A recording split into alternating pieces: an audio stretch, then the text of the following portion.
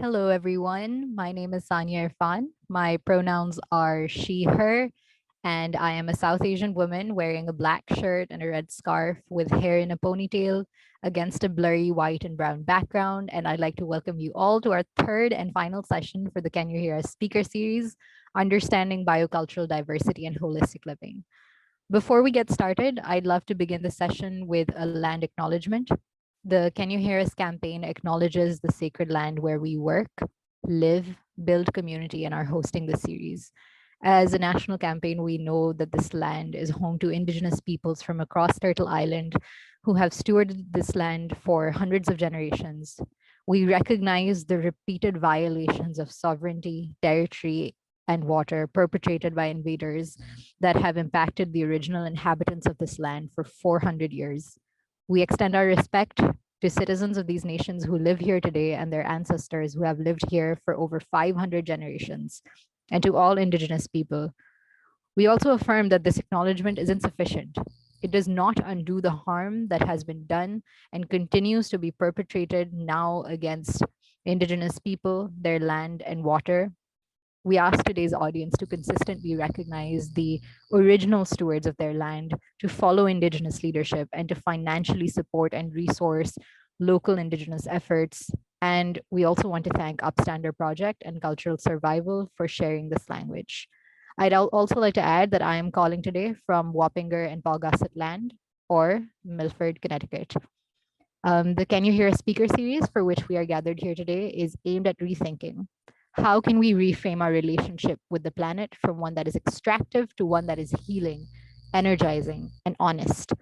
It was programmed to help center the voices and experiences of BIPOC leaders in the climate movement and strengthen our collective power and intergenerational partnership for a green future. The series has been produced as part of a larger impact campaign appropriately called Can You Hear Us, which accompanies the Hulu original documentary I Am Greta. We will drop a link in the chat where you can learn more about our campaign focus, resources, network of local partners, and events. In conjunction with the campaign, and in order to help measure the impact of these conversations, we will also be sharing a link to a short survey about the session, which you can complete following the discussion. And now we'd just like to gauge who's here today. If y'all don't mind filling out a quick poll. And while Ariel sends out that quick poll, I am going to talk about closed captioning today. So in efforts to spotlight accessibility in this movement, we'd like to quickly note that if you would like to turn on closed captions, you may do so by clicking on the CC button at the bottom of your Zoom window. You can choose to have a full live transcript that pops out on the side or live captioning along the bottom of your screen. You can also move that live caption box around and increase or decrease the font size by going to the accessibility tab in your Zoom settings. If you have any preferred communication styles, please feel free to DM Kitty to make sure we can best support you. And now I'd like to introduce our moderator for today, Justin Onwenu. Justin is a fourth generation, Justin is a fourth generation Detroiter and environmental justice organizer for the Sierra Club. He fights for clean air, clean and affordable water, and a just economy for all communities.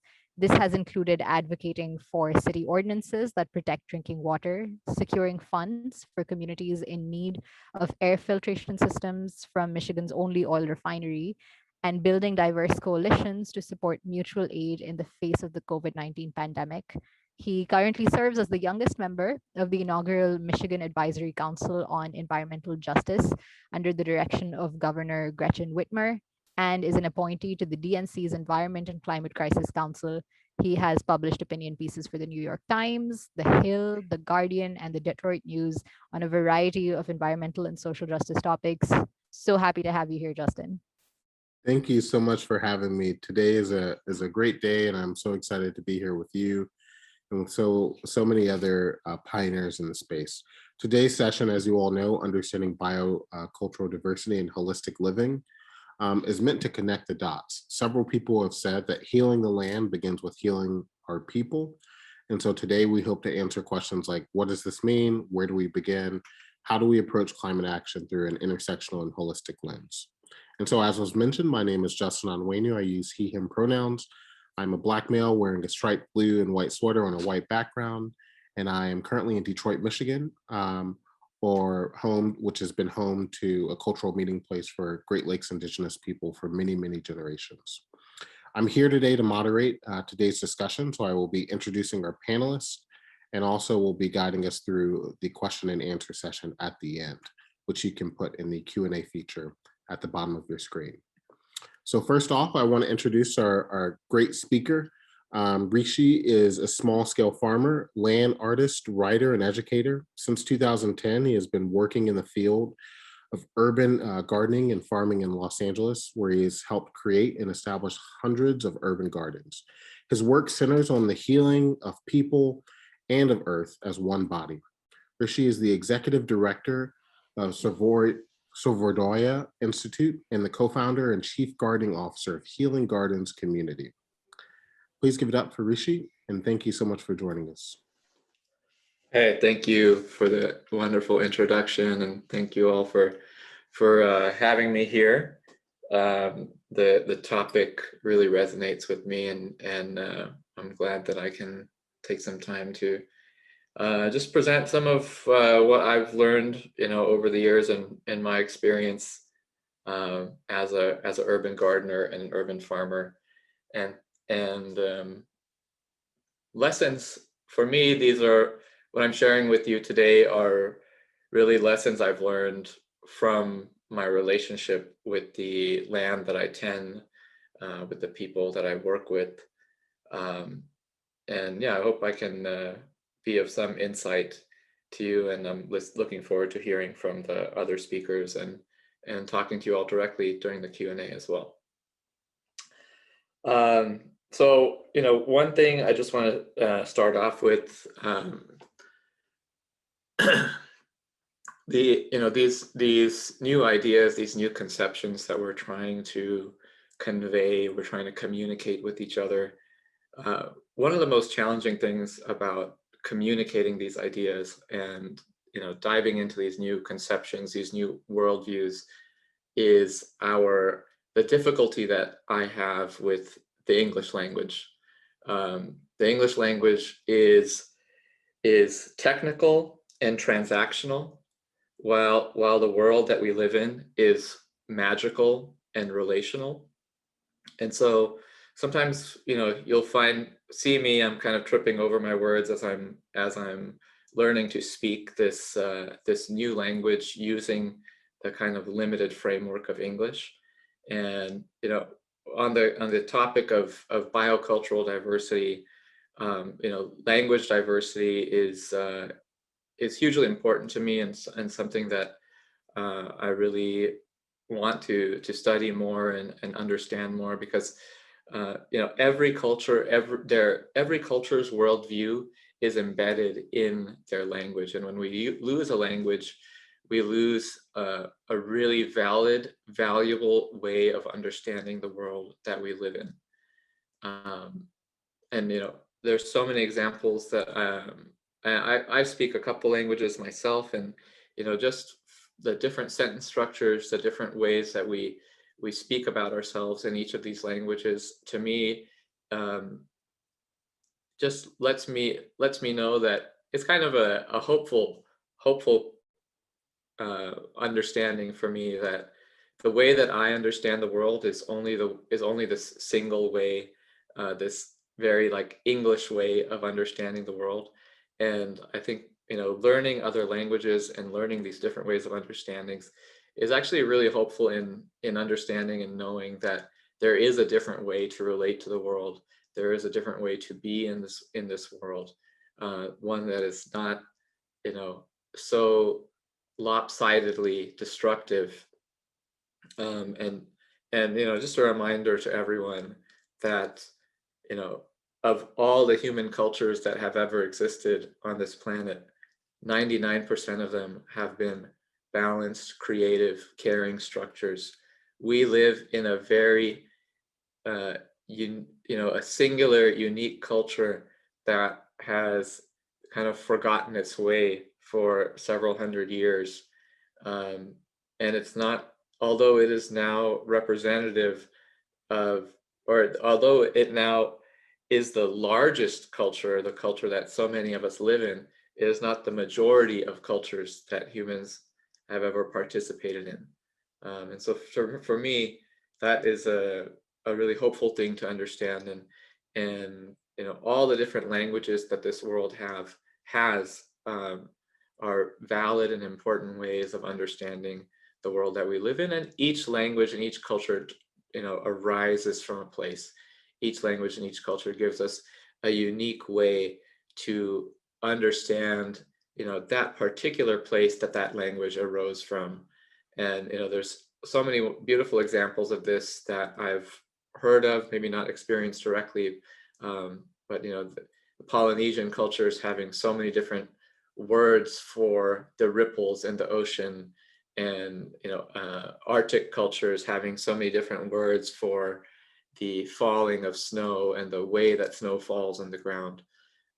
These are the languages that we need to remember, and in some cases maybe redevelop as we come into a deeper relationship with the place, with the land that we live with and are, and the land that makes up our bodies.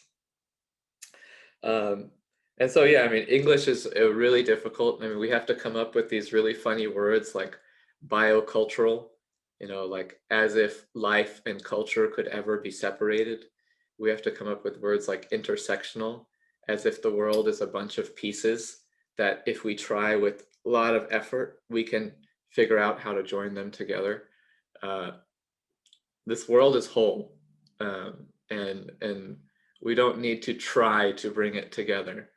We just need to take off all the lenses and conditioning that we've been given that tells us to see the world as separate, to see the world as pieces that sometimes overlap. That's not how the majority of the world's cultures view this world. The majority of this world, of the world's cultures, start from the conception of whole, of togetherness, of relationship, of community. And so I think this is a very important place for us to start from. And you know, the beautiful thing about relationships is that in relationships, you know, not only do we get things done together, you know, we work together in relationships, we work together in a fun and joyous way. And this morning I was at my farm, not my farm, but our nonprofit's farm, and you know, we had about 8 or 9 people there today. Myself, some of our staff, some trainees that are learning to farm with us, and you know, to work land, to work with the land, and to work in community. It's just a very it's a very joyous thing, you know? And I think it's important to remember, as bleak as the environmental movement can sometimes be, that actually a lot of the work that we have to do in healing ourselves and the planet is finding joy and togetherness, creating memories and meaning in relationship. And yeah, so you know, I think the introduction really put this really well. Like, what does it mean to actually live in this way on this planet? You know, it's for those of us who haven't grown up in that kind of culture. It can seem very far away to, you know, it can seem very hard to understand, hard to conceptualize, and it is, it's difficult. I mean, it's taken, even after 10 years of gardening and farming, I find it difficult. But I'm starting to see some of the, you know, I'm starting to understand, I think, better, and I'm hoping to share that with you. So just going back to the topic, a little, you know, one of the topics today, holistic living. And I think what a lot of us are looking for is trying to understand how we can live our lives, how we can live on this planet, or how we can live as this planet in a way where we're not in a constantly destructive state, right? And a lot of, for me, again, I just want to clarify one word for you as the audience, and this word environment. It's not particularly a word that I like, you know. So, you know, what is the environment? You know, what is it that is the environment this, you know, this thing that, you know, environs me? Like, how do you actually make that distinction? Like, how do you decide, you know, and I started to question these things when I started gardening. Like, how do I decide when I end and when the tomato plant starts? When, you know, the tomato, and I harvest this tomato and it's outside of me, and then I eat it and it's inside of me. Like, when does that tomato become me, and when does it stop being me?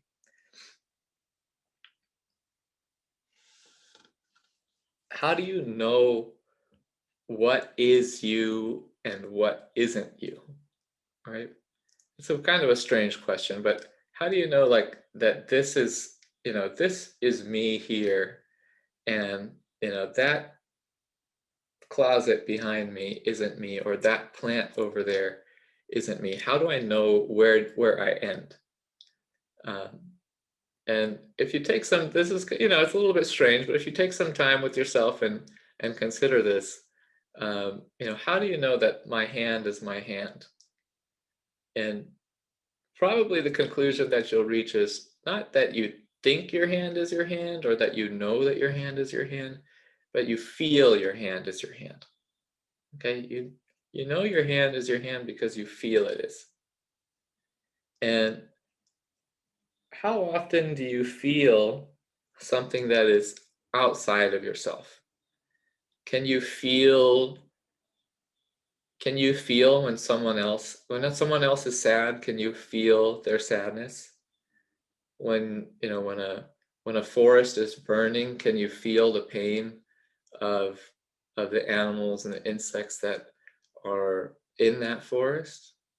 Can you, you know, can you feel the suffering of, I mean, for me, when I see soil that's been degraded and or hasn't been cared for, it's been abused, like I feel that, like, it hurts me.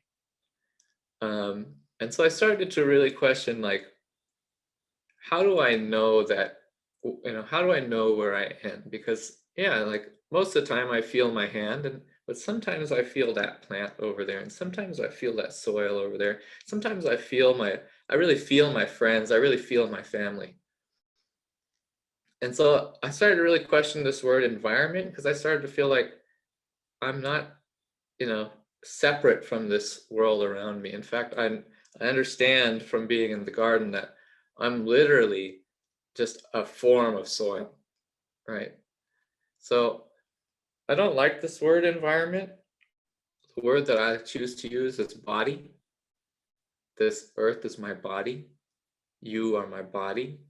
These plants are my body. The soil is my body. Forests are my body. The ocean is my body. And the reason that when they are suffering or when they are hurt, the reason that I feel them is the same reason why I would feel hurt when you hurt my, like, this smaller body right here. Okay. And I feel like all of us understand that in some way. It's just we're kind of the conditioning that we've had from school, from science, from, you know, from colonial cultures, kind of suppresses that. But I think we all kind of feel this inside. And if you sit with yourself, you might start to see that yourself too. So, you know, that's the kind of conceptual framework that I'm going to offer you today, is that try to start looking at this world as if this is your body, right? And try to consider, how would you relate to this world as your body? How would you relate to the people, the soil, the plants, the animals, the birds, the insects? How would you relate to them, and how would you think about healing, right? Like, we talk a lot about climate change. And climate change, we talk a lot about carbon, cargo. There's too much carbon in the air, the greenhouse gases. We need to sequester this carbon. And, we talk about carbon, all the time we're talking about carbon is the cause of climate change. And like, is that even true? Like, is carbon the cause of climate change? I mean, is that the one thing that is causing this problem? Or is carbon actually the symptom of climate change? Is carbon the symptom of, 600 years of genocide, of land theft, of the caregivers of land, right? The caregivers of land being forcefully removed from the land, being killed, having their cultures erased. Like, to me, that sounds like a much more likely cause of climate change than carbon, right? To actually have, an organ of this body removed, to have an organ of this body, to have many organs of this body just eliminated or severely damaged. Of course, the body is going to respond, right? The earth as a body is going to respond to this damage, right? And so how can we actually start to heal, right? And I want to be very clear that the word I'm using is heal and not fix, okay? There's not a fix to climate change, because the climate change is the earth is not a machine that needs a part replaced, that needs, solar panels covering, thousands and thousands of acres of land, and electric cars, and, green, so-called green infrastructure.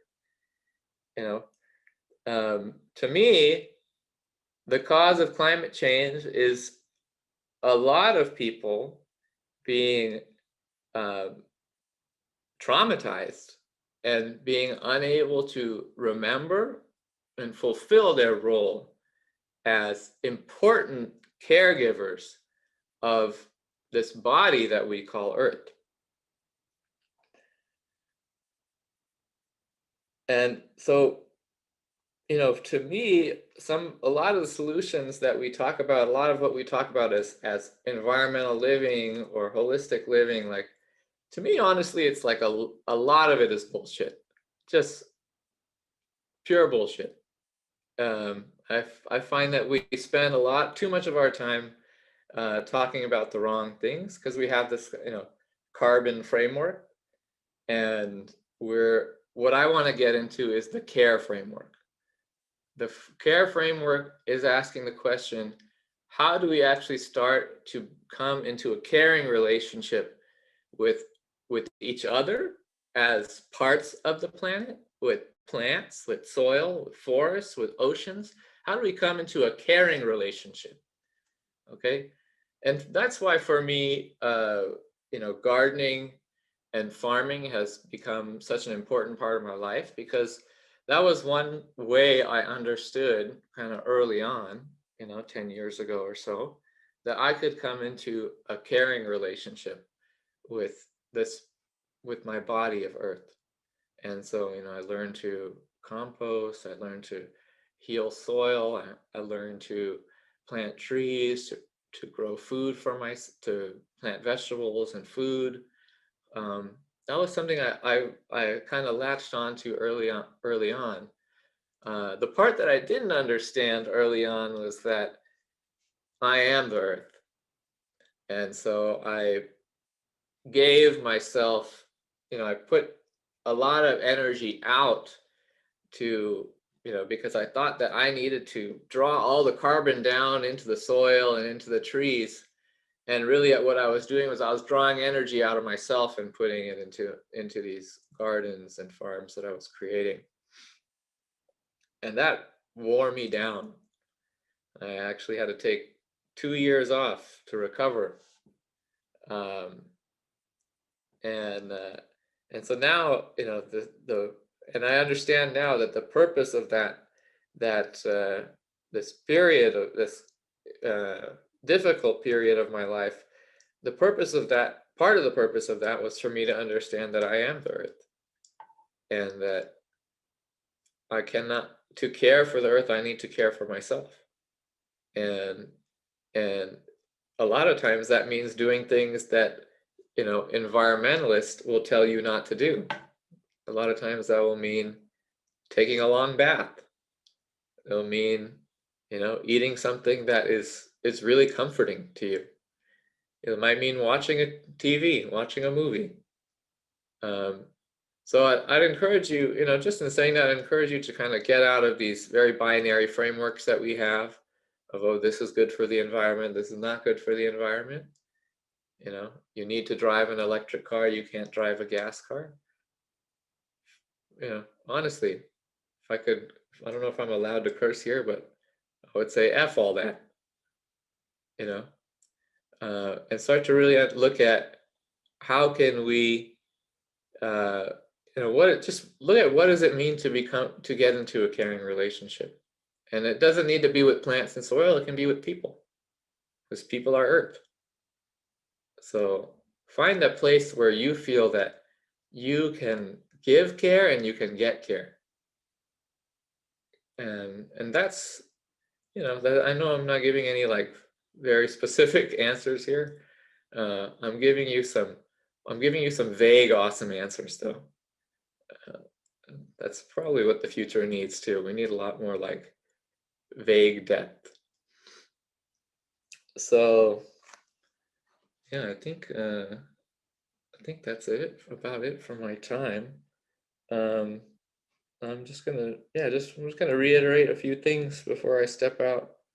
Yeah, this is about care, everyone. This is about care. This is about love. This is about fun. This is about, you know, enjoyment. You know, colonialism has taught all of us to run ourselves into the ground in the service of someone else. So start figuring out how you can build others up while you build yourself up. That's the future. I absolutely love what you said. Build others up as you build yourself up, and find a place where you can get care and where you can give care. Especially just love your explanation of how we need to move away from a carbon framework to a care framework.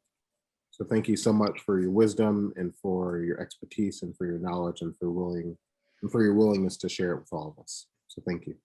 Thanks for having me, Justin. All right, I'll be back for the Q&A. Great. So next up, we have Madsa. She is a cultural survivor, Keepers of the Earth Fund manager, and Bazaar program assistant.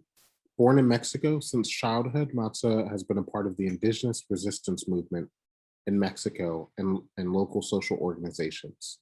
She received an undergraduate degree in biology and is a biologist who loves to work with people and to conduct transdisciplinary research in her own community. For her master's thesis in tropical ecology at the University of Veracruz, she conducted research about the relationship between tree diversity and coffee plantations and community organizations. Madsa's family produces organic coffee and is working on a coffee project to improve their product and keep their coffee plantation thriving. She's a skilled map maker and loves making and learning anything and everything about maps. So please give it up for her. We are really excited to have her, and we're excited to hear her presentation and her experience, her expertise. So thank you so much for joining us. Thank you, Justin, and thank you all. I hope you can hear me well. I'm calling from the now known as Mexico State, Oaxaca State within it. So internet is not very stable. but I hope we can have this conversation. Thank you for inviting me and inviting Cultural Survival as well. I am calling from the Zapotec land in the valley city of Oaxaca now, and I am an indigenous young woman with dark long hair with a yellow blouse and white background. And I use she and her as pronouns, and I am from two different cultures, Binnizá and Ayuuk. And today I'm going to share a little bit about biocultural diversity and what it means related to climate change.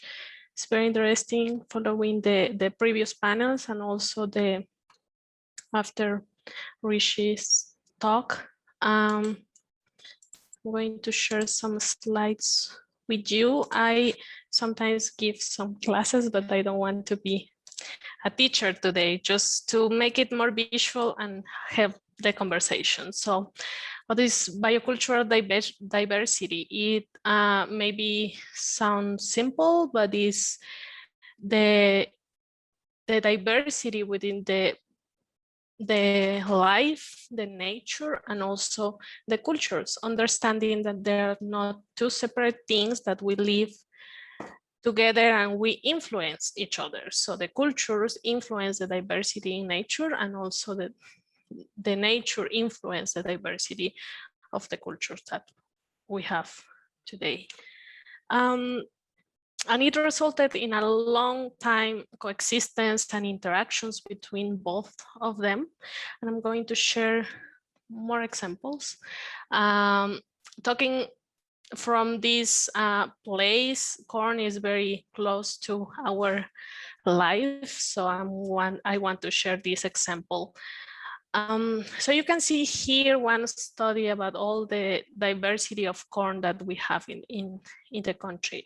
Until now, there were studied 64 different varieties, but they may be more that still we don't describe, but they are there. And it's very interesting thinking that we are 68 different indigenous cultures as well here in this country. And this is not just about the different colors, about how beautiful they are, but is more to show the result after a lot of knowledge of indigenous peoples, after a lot of close relationship with the places where we live, because each different corn was developed by indigenous peoples by a different culture, responding the needs that have and the environment, and understanding the nature we are in. So we can have some corn that can resist very high altitudes. We can find some corn that grows next to the sea level and also resists winds, very strong winds up to 70 kilometers per hour. And all this is possible because of the cultures understanding the nature and making sure that they were selecting those seeds to amplify the characteristics. So also other beautiful example is the chiles. Also cultures here in this country we love, and chiles are a very important part of our food and our culture. And also researchers believe in Mexico that there is one chile developed by each indigenous cultures, and here, or even each indigenous community, which is a higher number. Yeah, so we have all this diversity. The variety is also not just about the colors, not just about the size, but it's more deep. It's about how they are reproduced, how they can be a storage, how they can be also used for different things, and how they can live in different temperatures, for example. So the concept started after just recognizing that this exists, looking in at this global level, overlapping the cultural diversity regions that exist, and also overlapping this other layer of biological diversity, help researchers to identify those regions. And it's just like when they put the effort to see what was already there, they could identify that the more diverse places and also preserve places and forests, for example, and other types of ecosystems are closely related in the places where we live as indigenous cultures. So they were thinking something was happening there, because in this idea of conservation, of separating the people from nature, that didn't have really sense, but it does. And why is this important of the context of climate change? Because we understand the environment we live in, each culture, and we understand that there is not a permanent equilibrium. It's not a static state condition. Recognize the cycles, and we learn to live in those places for hundreds and thousands of years. And is why it's important to hear, to understand from the people living there how that environment is, what is the cycle, what is the situation, and also what are the changes. So we know how to deal with changes in nature, but one important thing that I want to mention is that even though a lot of indigenous peoples live far away and isolated by decision in nature, we still can face and notice the changes in nature. The impact was not necessarily produced by us, but we are feeling it. People don't know now how to read very well the weather. We don't know exactly when it's going to rain. We don't know exactly if the crops are going to be good this year, because all the weather is changing. Maybe the word climate change is not very used in indigenous communities, but we can notice the changes that exist. And now we are trying to deal with that, and it's very impactful, especially in food systems. And so one of the things that I notice is that what produces climate change is in general this idea of thinking about one solution. So there's one solution for everything. We want to plant palm oil in every place. We want to plant trees for paper in every place. And we don't understand that we have very diverse places, and we cannot follow the same recipe in each of them. And I don't know the desert, but we may need to ask the people that live there how to manage the desert. I'm asking people live in those places, and they can understand what is happening there, how you can actually live there without trying to force the changes in the environment.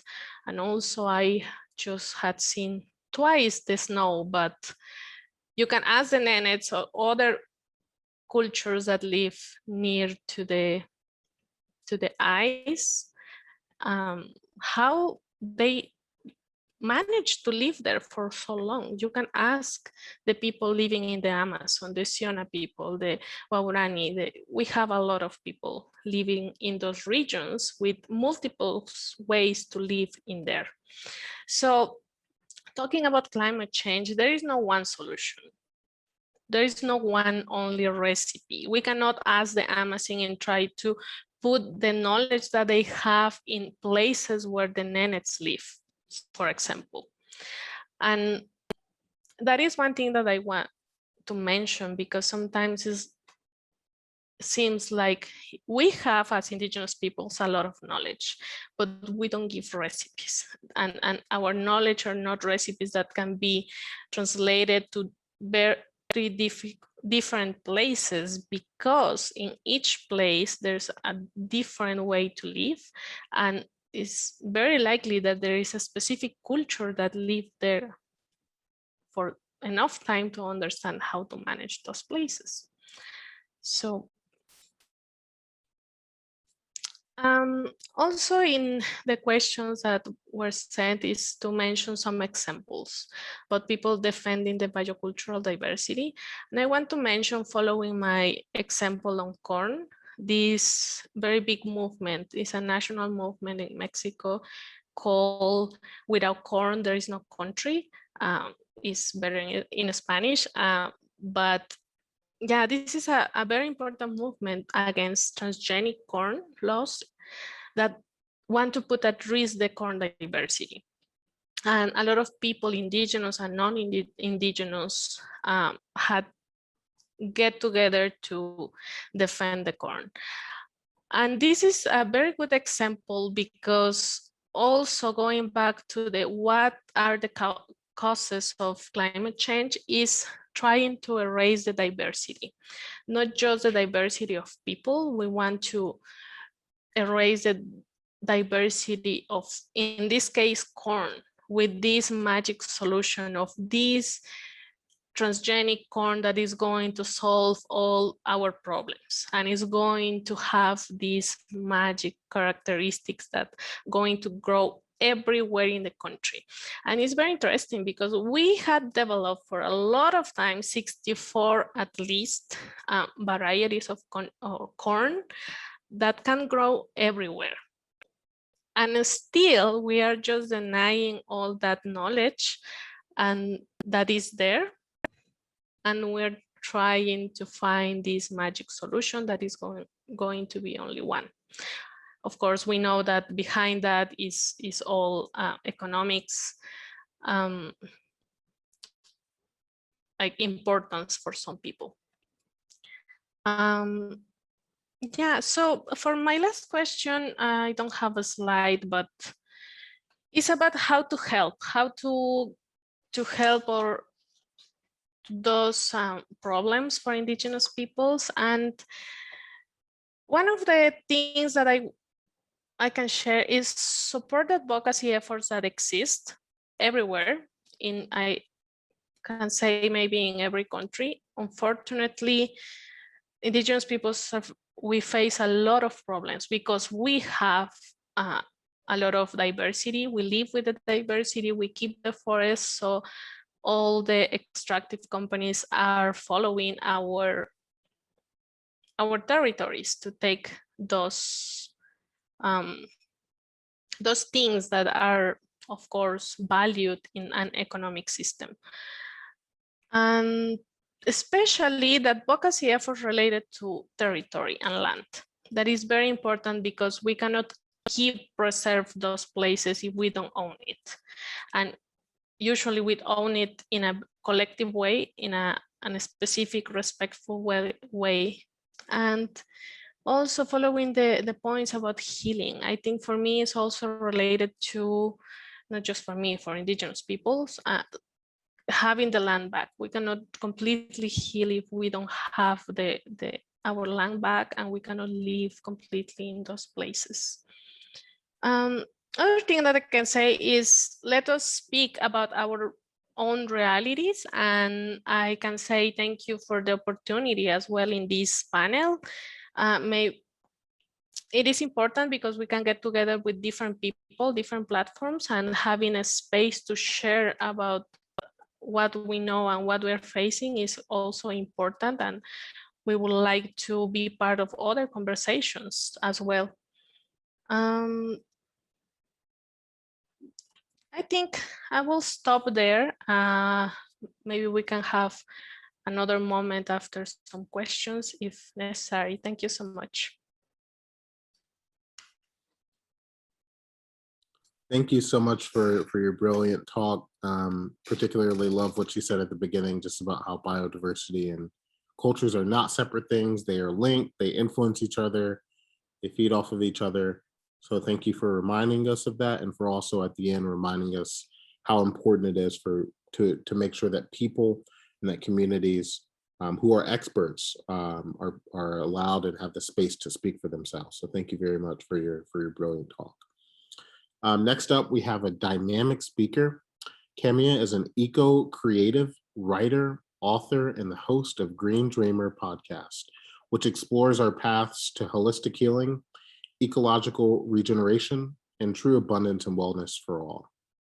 Known for thought-provoking commentary and nuanced questioning, she's interviewed over 200 thought leaders, including some of my own favorites, including Harriet Washington, Dr. Mustafa Santiago Ali, Native American 2020 U.S. presidential candidate Mark Charles, New York Times bestselling authors Dr.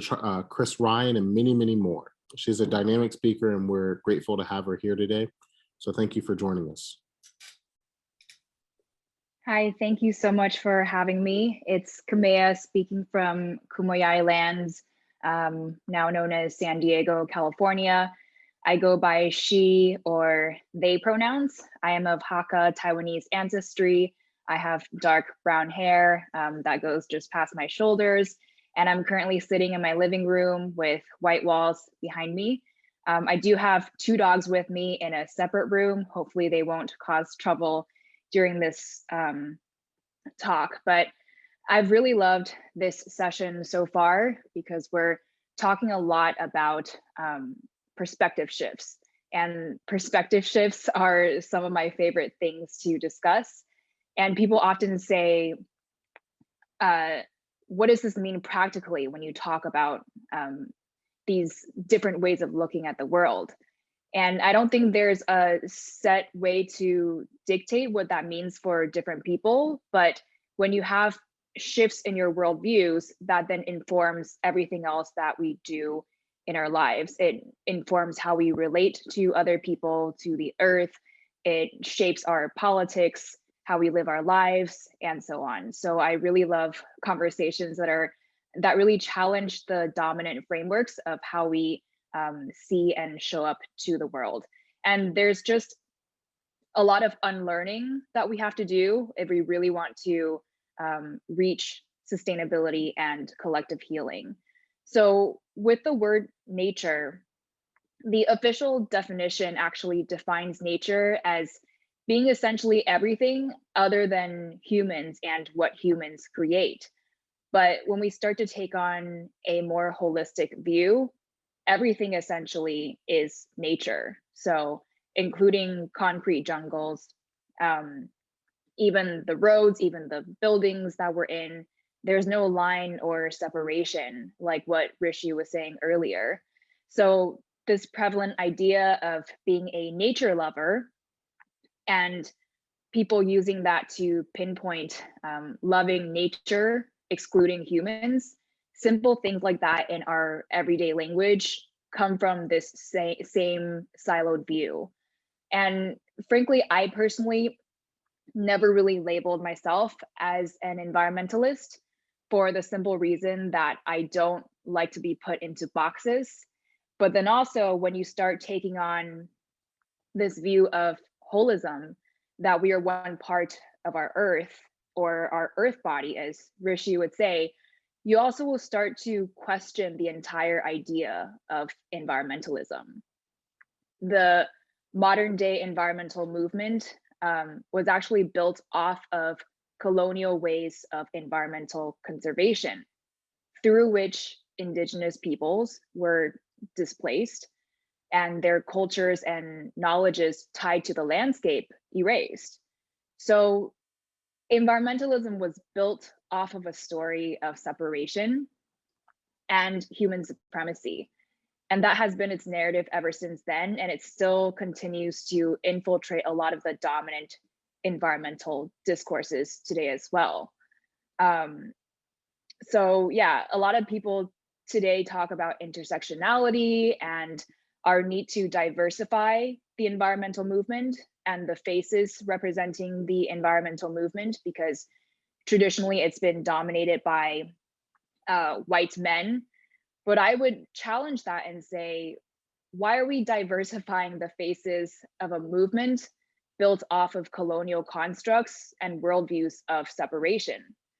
So my take now is we need to dismantle the whole concept of environmentalism altogether, because it is limiting and it perpetuates the narrative that the environment is something out there that is separate from humans. And when people call themselves environmentalists, it's usually about things like quote unquote wildlife or land or ocean conservation out there, or maybe about air quality or water quality or CO2 levels and so on. And then when you go to a more micro scale to human health, that then becomes its own category of wellness. So when I wrote my book Thrive years ago, I approached sustainability through the lens of wellness and expanding what we include in the idea of wellness, and also expanding our definitions of the self. Because the other side of this is true as well with environmentalism and wellness. When people talk about wellness in the wellness space and in the industry, what most people refer to are things like fitness, diet, rest, sleep, relationships, maybe our mental and emotional health as well. It's a very individualistic and narrow view of wellness. And then supposedly, if you cared about your greater wellness beyond your bodily self, you then become an environmentalist, because that's supposedly different. So there are just a lot of ways in which the wellness space and the environmental space both continue to perpetuate the story of separation. And if we want to heal our planetary self, then we have to really take down these walls and the social constructs that are upholding these views. Otherwise, we're going to keep seeing things like environmental conservation efforts only focusing on restoring ecologies and ecosystems, absent of the peoples and cultures tied to those ecosystems, whose place-based decentralized knowledge is really critical to healing those very particular and unique landscapes. And a very clear example of this distinction for me was when the film Kiss the Ground came out, around the same time that the film Gather did. So if you're unaware, Kiss the Ground is a film on regenerative agriculture, basically posing it as a solution not only to the destructive conventional agricultural system, but also for climate change as well. And that film pretty much centered on healing soils and destroyed lands. And there are, of course, implications for how that might later support human health in the food system. But when you really juxtapose that narrative with the narrative that came out from Gather, which is a film on native food sovereignty, you'll see how both films, though they're very different, they are both about healing lands, except Gather really illustrates how the destruction of land and their peoples and cultures all went hand in hand. And therefore, if you really want to heal the land, we also have to heal the peoples and revitalize the cultures and languages and place-based knowledges that are tied to these places. And then to pivot to finding the intersections between the climate movement and all of the other movements of social justice, I don't know that it's about intersections per se, because also like Rishi mentioned, this implies that they are separate and that we have to find the points where they meet. I think they're just different layers of the same crisis of dominant cultures and social constructs and systems that are incompatible with supporting regeneration and life on Earth.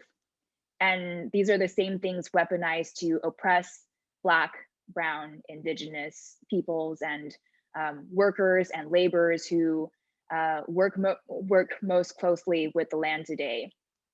So I think the climate movement and the social justice movements currently speak to very specific symptoms of an underlying disease. So it's like different branches on the same tree showing signs of ill health.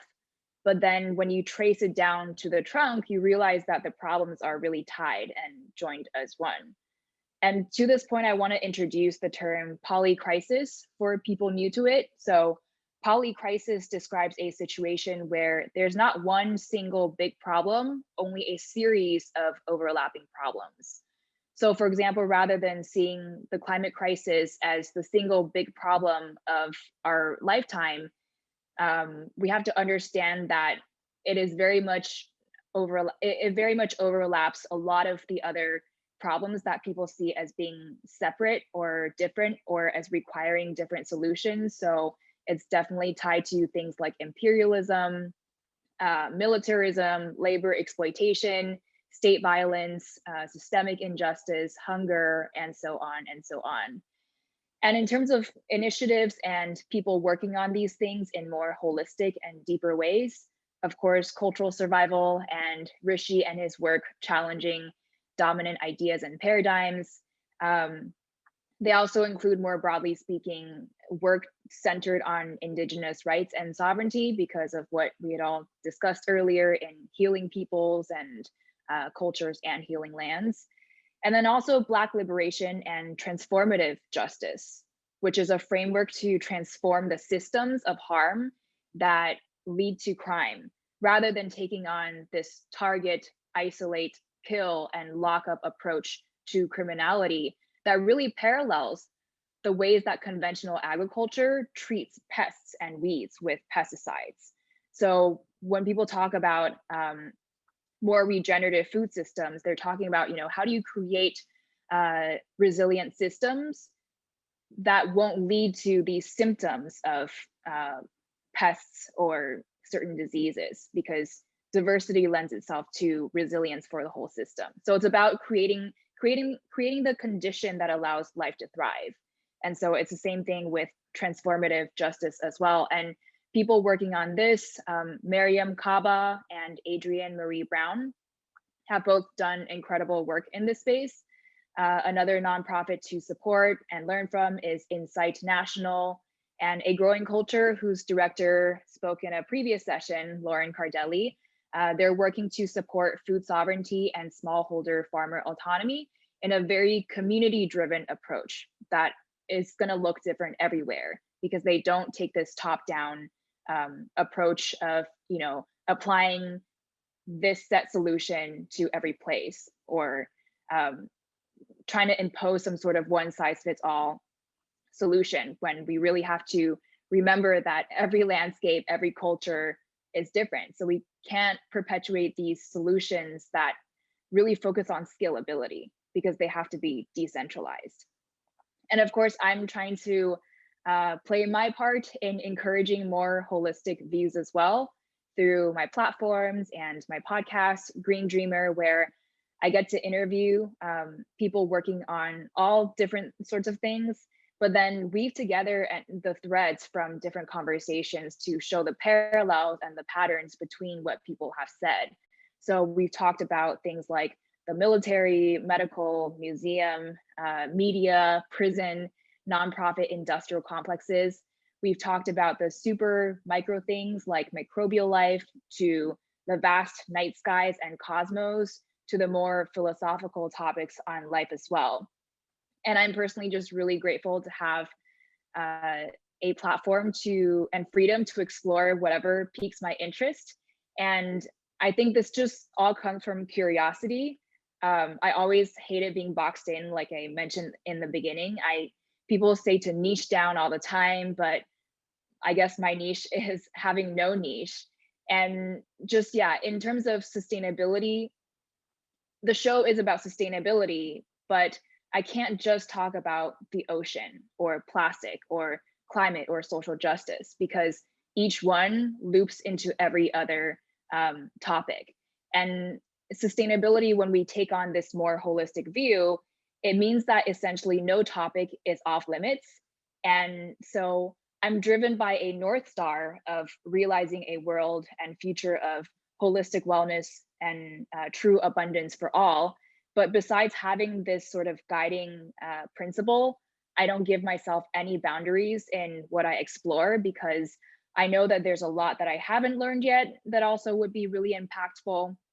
And my favorite conversations usually are the ones that are not the common sustainability and environmental topics, but help us to understand how we can broaden our understandings of sustainability and challenge dominant ideas through a lot of marginalized lenses. And the description for my show is that we explore our path to collective healing, ecological regeneration, and true abundance and wellness for all. And that abundance piece is really important to me, because I'm calling for people to reframe our understandings of abundance, which in our dominant culture largely means financial wealth accumulation. But there's so many things not captured in the monetary dollar. And at the societal level, there's really a misalignment between quote unquote advancement as defined by the West and colonial powers in this linear way, and using economic growth as a measurement of societal improvement.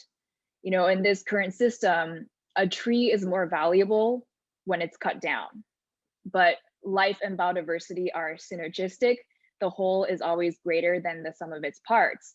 So the monetary value is very reductionistic. And then also a country's GDP is higher when there are more financial and monetary transactions, which also minimizes relationships and reduces them into services, and also overlooks a lot of invaluable acts of care and reciprocity. So for example, when my grandma takes time to mend clothes for me out of love, that is not going to be captured in the GDP, but it strengthens our relationship. And I might do something for her in return to keep deepening our bond. But that bond can't be monetized or valued, and it's not reflected in this current measurement of success. And so when I talk about true abundance, I mean understanding the depth and breadth of all the things that make us feel whole and fulfilled as human beings, and really having a more holistic view of wealth and riches, and using that to guide us forward. And one of the questions posed to me was, what are the people and resources that have guided me to make a lot of these perspective shifts that I explore on my platforms? I think every single conversation that I've had on the podcast has inspired me to look at the world in a slightly different way, some more so than others, but they've all collectively been very expansive for me. And besides that, I've just really learned to sharpen my critical thinking skills and to always maintain a healthy level of skepticism for everything, to not take anything at face value, but to look behind the curtains to see who may be driving these narratives that I'm hearing, and what are their motivations, what are their backgrounds, whose interests do they have at heart? Because at this point, the mainstream environmental movement has really been co-opted and watered down, and yeah, I would say co-opted by moneyed interests and corporate interests, from the false promises of quote unquote clean energy to climate technologies like carbon capture to lab grown meats. None of these things are truly about healing the earth in intimate ways that reflect a deep and place-based understanding of their needs. But they are all very profitable ventures that can bring return on investments for their investors, who have the capital to pour into more R&D for these things, and more money to go into building media relations, which then help their solutions to make the headlines, to then really shape sustainability discourses disproportionately. And to be honest, it's sometimes scary to go against the grain, because it does become more and more lonely.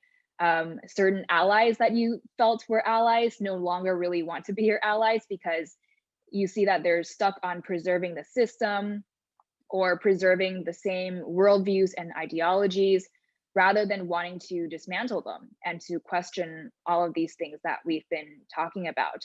And yeah, at a certain point, you might become the target of smear campaigns from people who have power and have a stake in maintaining the status quo, who want your voices silenced. And this hasn't happened to me personally, but it happens all the time to revolutionaries with bold visions, especially people on the front lines of Black liberation or Indigenous rights. It happens to people who generally aren't afraid to speak truth to power. And so taking on this approach of just being more holistic, which is not encouraged by our system of separation and specialization, and wanting to constantly challenge and disrupt and question dominant paradigms and ideas and go against the grain, all of this can be really exhausting on a mental and emotional and physical level. So in terms of holistic living, I personally burned myself out towards the end of 2020. So it's been important for me to really lean into what it means for me to live more holistically at a personal level. And I'm still in the process of recovering. I'm a work in progress, but I'm really trying to listen deeply to my needs, be really in tune with how I feel, with my intuition, emotions, and just making sure that I'm very much in tune with what my body is telling me. And I think that's one of the most important things in terms of holistic living, whether it's quote unquote personal wellness or quote unquote environmentalism. We're so trained to listen to these experts tell us what is best for us in a top-down manner, which occasionally and sometimes that's valuable. But fixating on getting information this way to guide what it means to live holistically can really inhibit us from activating and sensing the innate wisdom that we have. And taking moments to maybe observe and feel and sense and get to know what certain symptoms or sensations are telling us that we need, what changes in the landscape mean in terms of their well-being and how we might be able to support that. So it's an ongoing practice for me, and I'm lucky to work for myself. So when I feel the need to take a break, to eat, to go for a walk, to dig my hands in the dirt in the garden, I can do so. And I certainly hope that one day, when we can address our poly crisis in more holistic ways together, and heal and regenerate life and abundance, we can really realize a world of greater autonomy and freedom and vitality for everybody, where nobody is treated like replaceable cogs in a machine, but can express and live out their full humanity and a deep sense of embodiment of our greater planetary selves. And I just want to leave you with a final quote from a guest that I interviewed recently. So this is from John Clark of Between Earth and Empire. He said, "Can we in our own personal lives, local lives, regional lives, and global lives somehow realize this destiny, this real identity of ourselves as Earth, becoming conscious of herself?" I will leave this off here. Thank you so much for having me. Wow, thank you so much for speaking today. I especially loved, you touched on everything, colonial ways of traditional environmentalism, and that's something that, as someone who works for an organization that fits that mold, is something that we're always working to break out of. So thank you so much for speaking to that, and also for not allowing yourself to be placed in a box, a boundary, or niche. Your voice is powerful, and we're so grateful that you decided to share it with us today. So thank you. So now we are going to move on to our Q&A portion of the event. If you could spotlight us all. So again, if you have questions, please place it in the Q&A button, or you can put it in the chat. Honestly, I will be watching both. So do we have everyone? I think we're waiting. And again, give you a couple more seconds to put it in the chat or in the Q&A button. Okay, great. We'll get started. So again, feel free to unmute yourself. Each of you answer these questions or take the ones that you feel speak to you most. The first question that I'll ask is, would you consider environmentalism an elitist concept? And how would you encourage people who don't care about the environment to start caring? And also, I guess I'll add on to that, what does caring mean to you? So is environmentalism an elitist concept? What would you encourage people to do who care about the environment or who don't care to start caring? And what does caring mean to you?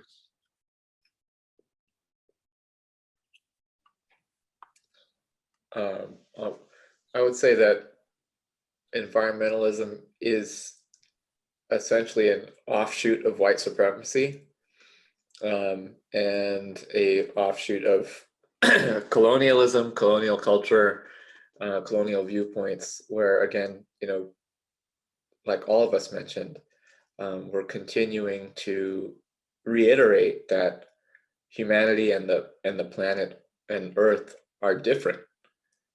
We often talk about living on the Earth, like we came here from some random place, and then when we die, we're gonna like disappear into some other random place. If you, for me, like the reason like the garden is so powerful is because you just see like, okay, you plant the seed forms its body from the earth it's growing in, and then at the end of that life cycle, it the plant is kind of disassembled back to the soil. So the environment just doesn't exist, and the whole idea around caring for the environment as something separate to me is nonsense. What was the second part of that question? The second part was, how would you encourage people who don't care to start caring about the environment as you would define it? Yeah, so I would just say the work is to help people recognize themselves in the world around them, to help people recognize that they're not separate, and that their actions, and we all know this, it's not like something that no one understands. We all know it in our hearts. It's just the work is really to help people heal their own trauma so that they can start to remove those calluses that we form and start to actively, we can only I think we can only put so much care out when we're not letting care in. And those calluses that we all have from our inherited traumas prevent us from seeing the hurt of others, seeing the need of others. And I'm not talking just about people. And so it's in healing ourselves that we're able to look outside, not even outside, but look a little further and say, oh, okay, this is what happened to me. Now I understand how I, healed myself, and now I can offer that to those nearby me.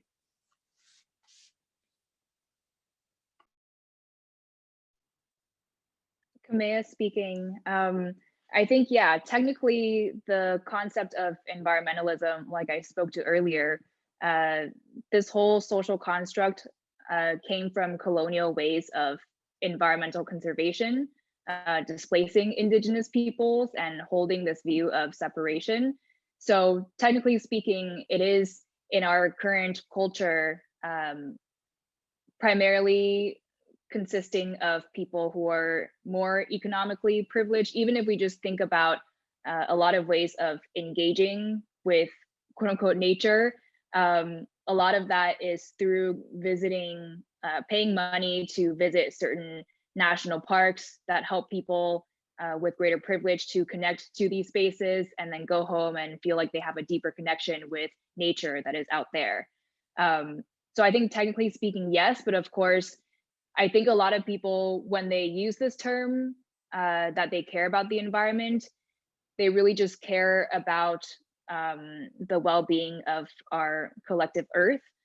And anyone can kind of return to this sort of remembrance of who we are and our place on Earth. And this remembrance, there's no privilege or economic barrier tied to it, because it's fundamentally a perspective shift within ourselves first. So yeah, that's my response. Love that answer. Madsa? Yeah, thank you.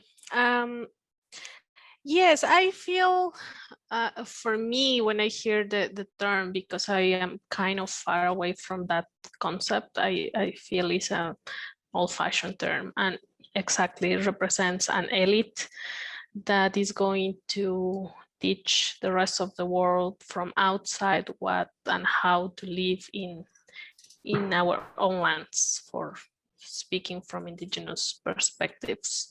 But I would say that there are other terms, and I recognize that there are allies and people that have helped to put in different platforms the reality that we're facing. And yeah, I don't want to discard everything in one box. About the other part of the question, how we can approach people to be interested, I think is through education. I also feel it's important. All the ways to educate is good, and yeah, the online platforms now are important. It's not everything, it's just a piece, and I think it's important to understand as well that everything that we do is a piece. It's not everything. It's like the defending the land is not just through this one activity that we do, is recognizing that while we are doing something, other people are also doing something in other places, and maybe we don't know about them. And especially about, yeah, talking about the indigenous perspective, we have a lot of people living and taking care of nature in the places where they are. Thank you. Great, thank you. And we have 2 more questions in the chat. So I guess I'll direct this at anyone who wants to answer, but the question is essentially, how do we acknowledge the harm from conventional agriculture while also acknowledging the humanity of the farmers and the folks who are doing this work?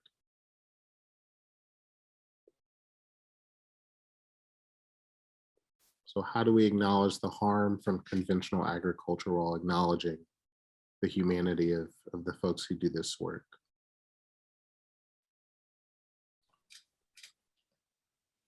Oh, go ahead, Madsa. Thank you. The first thing that comes to my mind is to think about this, that the area or the size is important, because this is something that I have heard, and we heard as indigenous peoples or small communities, farmers communities, that we are doing something bad because we are now, after falling in this pressure to produce, now there is other tendency to, now you need to, after your land is just destroyed by using those agrochemicals, now you need to be organic and you need to do everything natural, and now the criticism is for that. And I always want to think in the territory size, because we have, it's true that we need to educate our people as well in small communities about the use or the harm in our health, in our soil and our land and the water. But it's also important not to target some people, small communities, small farmers, while we are not targeting or pointing towards the massive food production systems that are really impacting in the most in this in the environment.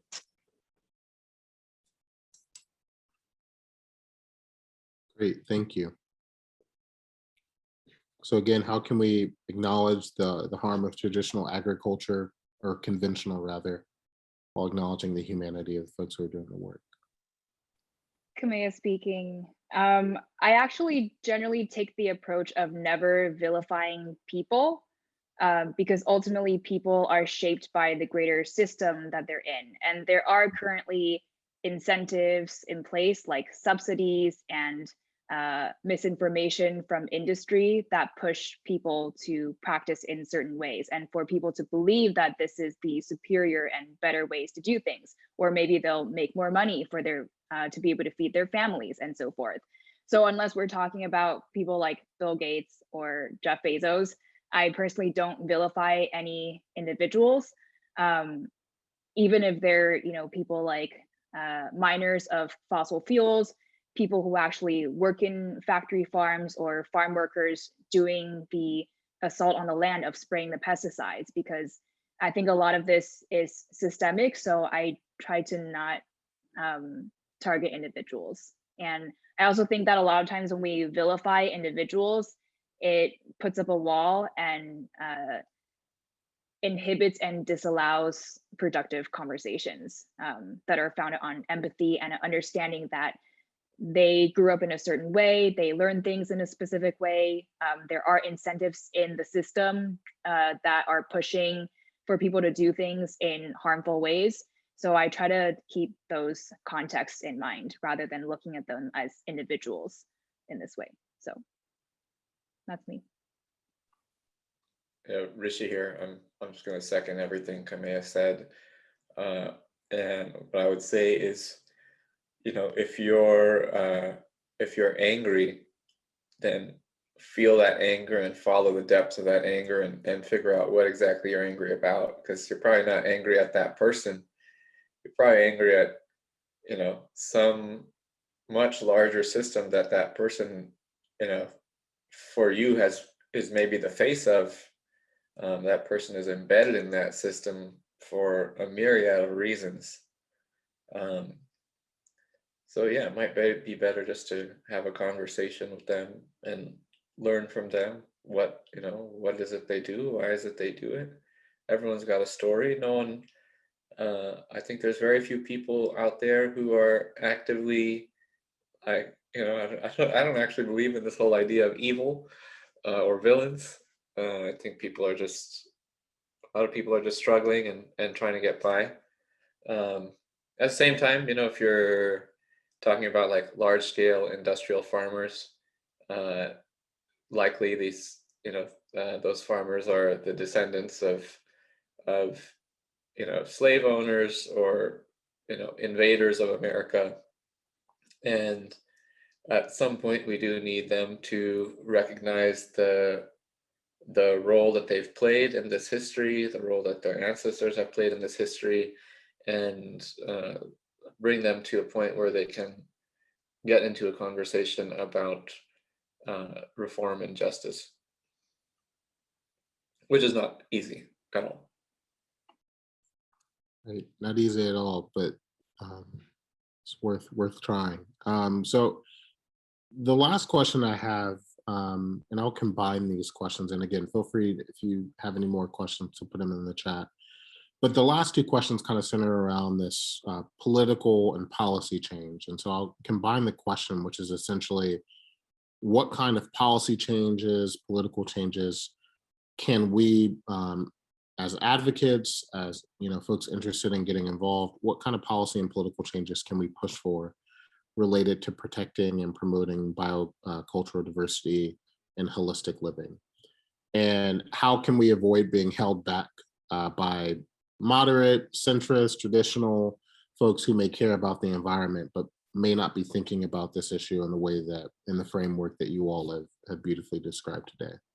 So what kind of policy and political changes should we be pushing forward, and how can we do it in a way that we're not held back by traditional and moderate and centrist voices in the environment?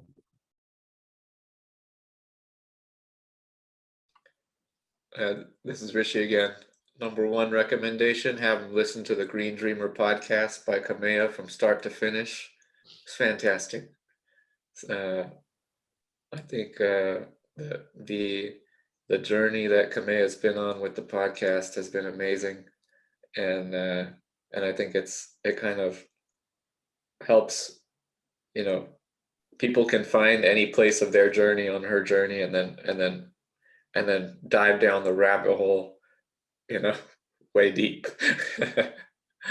As far as like policy changes and things, that's not really my area of expertise. But yeah, I mean, I think some of the things that we all know that we need, like universal healthcare would be awesome. I think meaningful reparations to Black and Indigenous peoples would be 100%, 1000% fantastic. And then a big one for me too would be land reform and eliminating private property and moving to communal land, not ownership, but communal land management, especially in our rural areas and agricultural areas. I think that would be hugely important.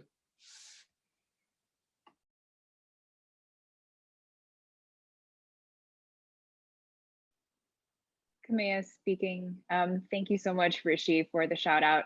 I had a very transformative conversation with Rishi on the podcast. So if you go to Green Dreamer, definitely search for his episode.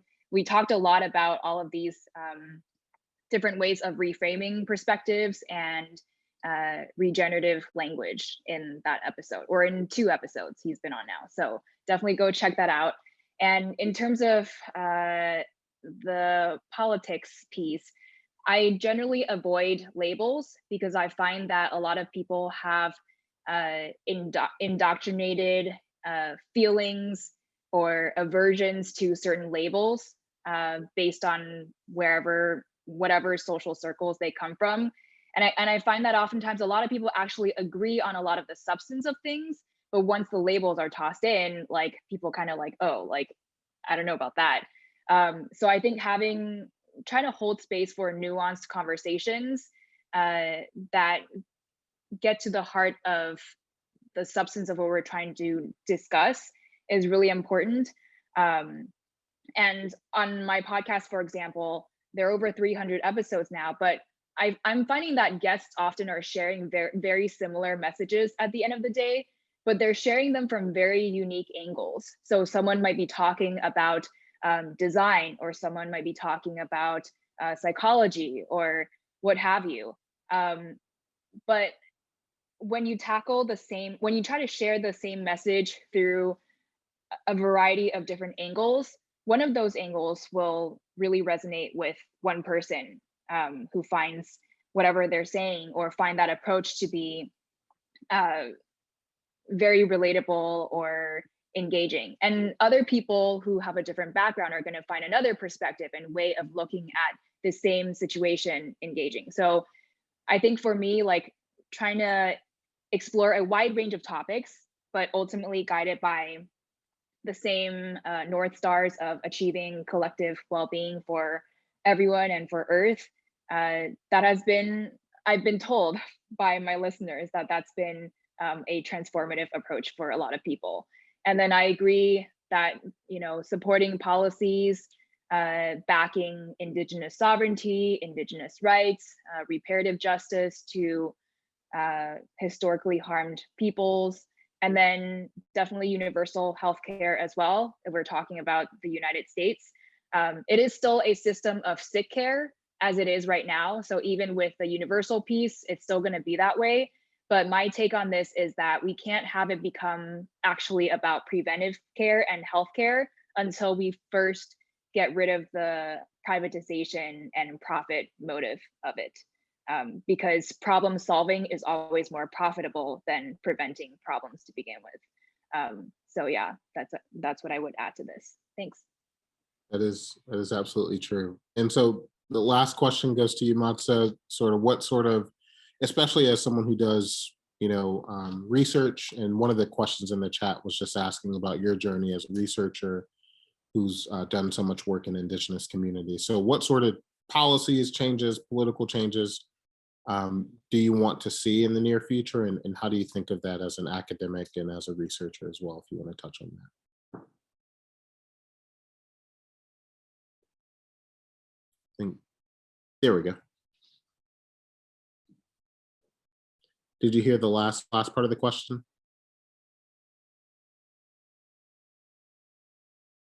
Give it a couple more seconds.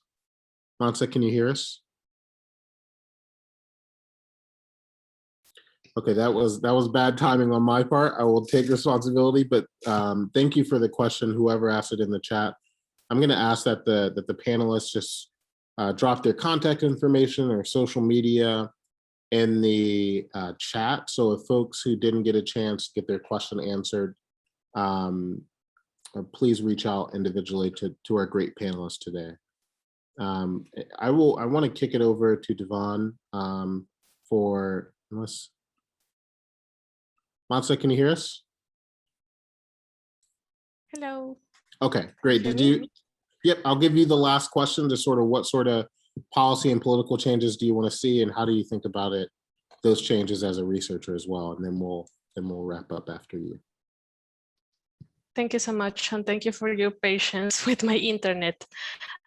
Yes, I really think policies make a difference in the general public, and thinking as well about the other previous question, how we approach people that may not be interested. And I think policies really put a limit or guide some actions.